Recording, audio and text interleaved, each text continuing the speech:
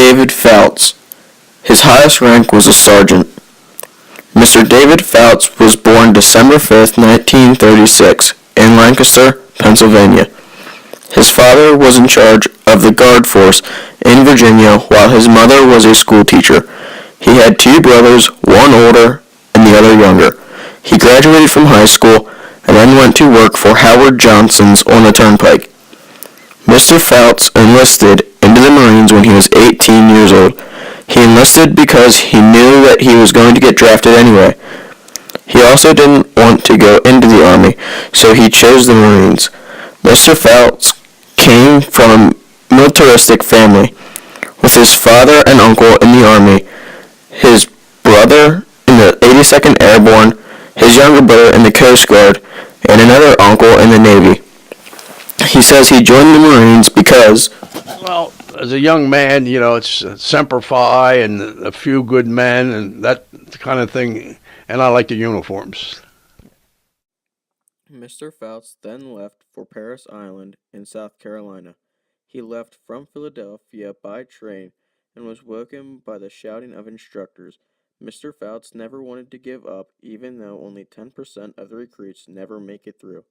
He said it was very hard, and they had to undergo live fire during some of their drills. He remembers his instructors vividly and even remembers their names. From boot camp, he went to Camp Lejeune, North Carolina for advanced combat training. Mr. Pfautz was sent into the tank unit. Some of the weapons that he learned to use were a machine gun, a .45 caliber pistol, and a BAR, which stands for Browning Automatic Weapon or Rifle. One of his favorites, though, was the M1 Grand. The M1 Grand was like a 30-06 with an 8-round clip. He still has one and says, during the Korean War, we had the M1 Grand, which was a 30-06 semi-automatic rifle. It had an 8-round clip, and to me, it was the best military weapon ever invented. As a matter of fact, I still have one. Mr. Pfautz was then assigned to Camp Pendleton, California, for staging. This is where the soldiers learned about Korea and what to expect. Next was Korea. After boot camp was over, Mr. Pfautz was glad that it was over. He didn't expect going to Korea to come that soon, but it was time. Before going overseas, he had to get shots to prevent disease. Mr. Pfautz remembers a corp man standing on each side of him, giving him shots at the same time. Now Korea was awaiting Mr. Pfautz. He traveled to Korea on a troop ship for 17 days.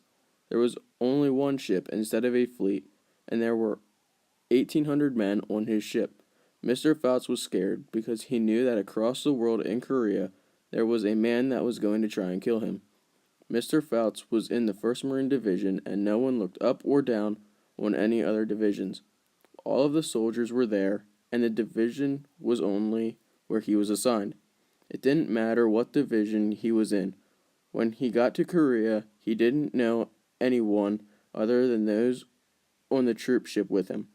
Later, Mr. Pfautz was assigned to a platoon, 75 men in each.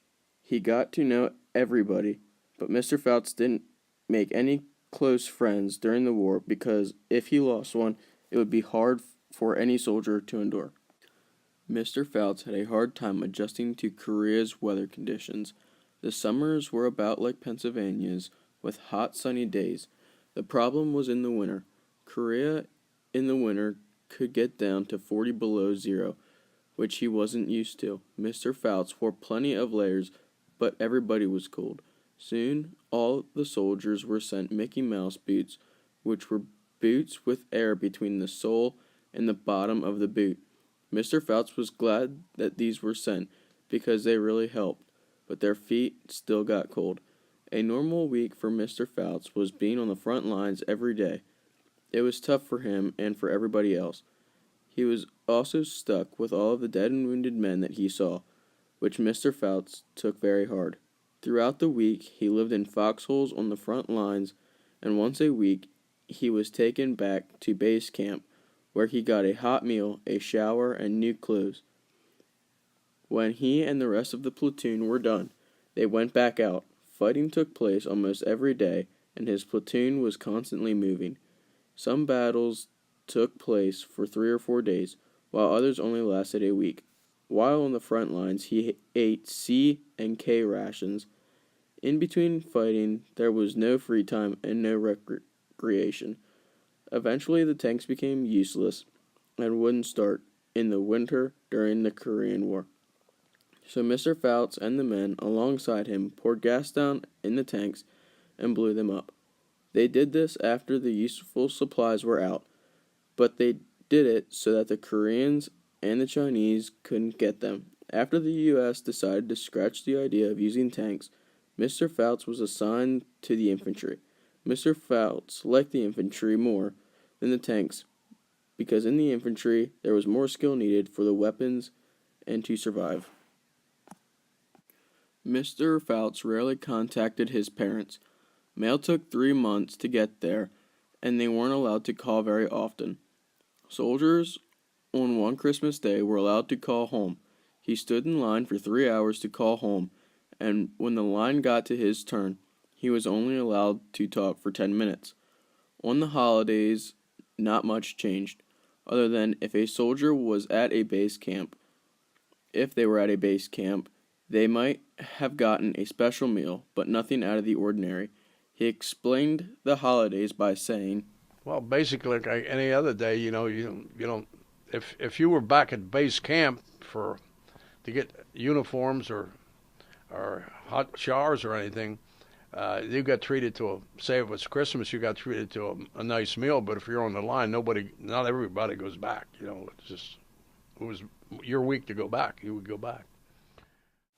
Mr. Pfautz was in Korea when the war ended after armistice was signed on July 27, 1953. Mr. Pfautz didn't come home right away, though.